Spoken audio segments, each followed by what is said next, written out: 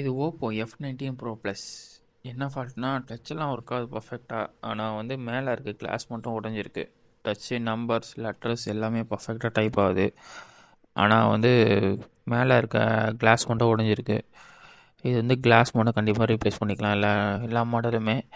இப்போ வந்து டிஸ்பிளே வந்து ஃப்ரேமில் இருந்தால் ஃப்ரேம் அவுட் பண்ணியாச்சு. ஃப்ரேம் அவுட் பண்ணி செப்பரேட்டில் வச்சு அறுத்து செப்பரேட் பண்ணியாச்சு.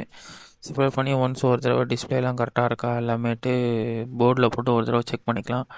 செக் பண்ணதில் டிஸ்பிளே டச்சு எல்லாமே கரெக்டாக இருக்குது. ஏதாவது டிஸ்பிளே வந்து கிளாஸ்லேருந்து எடுத்தாலும் டச்சு வேலை செய்யும் உங்களுக்கு, சரிங்களா? இதுதான் வெறும் டிஸ்பிளே. நம்பர்ஸ் லெட்டர்ஸ் எல்லாம் பர்ஃபெக்டாக ஒர்க் ஆகும் உங்களுக்கு. ஒன்ஸ் ஒரு தடவை செக் பண்ணிட்டு உங்களுக்கு வந்து போர்டில் போட்டு பேக் பண்ணுறது தான் வேலை. எல்லா இடத்துலையும் பர்ஃபெக்டாக ஒர்க் ஆகுதா எல்லாமேட்டு கரெக்டாக இருக்குதா எல்லாமே ஒர்க் ஆகுதான்னு செக் பண்ணிக்கலாம். செக் பண்ணிட்டு உங்களுக்கு வந்து பேக் பண்ணி கஸ்டமருக்கு டெலிவரி பண்ணலாம். டெலிவரி பண்ணிட்டு ரப்பர் பேன் எல்லாமே போட்டு கொடுப்போம். உங்களுக்கு 2 ஹவர்ஸ் கழிச்சு நீங்கள் ரப்பர் பேன் கழட்டிக்கிற மாதிரி இருக்கும்.